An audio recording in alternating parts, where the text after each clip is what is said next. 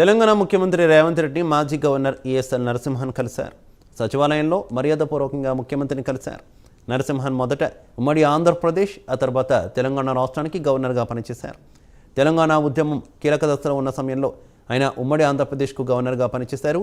2009 నుంచి రాష్ట్రం విడిపోయే వరకు గవర్నర్ నరసింహన్ వ్యవహరించారు. ఆ తర్వాత 2014 నుంచి 2019 వరకు తెలంగాణకు గవర్నర్గా పనిచేశారు.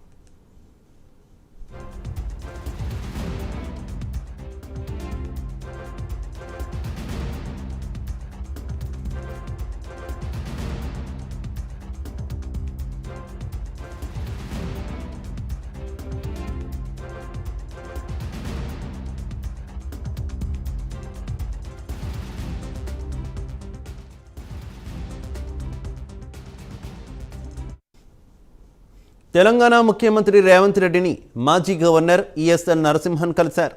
సచివాలయంలో మర్యాదపూర్వకంగా ముఖ్యమంత్రిని కలిశారు. నరసింహన్ మొదట ఉమ్మడి ఆంధ్రప్రదేశ్, ఆ తర్వాత తెలంగాణ రాష్ట్రానికి గవర్నర్గా పనిచేశారు. తెలంగాణ ఉద్యమం కీలక దశలో ఉన్న సమయంలో ఆయన ఉమ్మడి ఆంధ్రప్రదేశ్ గవర్నర్గా పనిచేశారు. 2009 నుంచి రాష్ట్రం విడిపోయే వరకు గవర్నర్గా నరసింహన్ వ్యవహరించారు. ఆ తర్వాత 2014 నుంచి 2019 వరకు తెలంగాణకు గవర్నర్గా పనిచేశారు.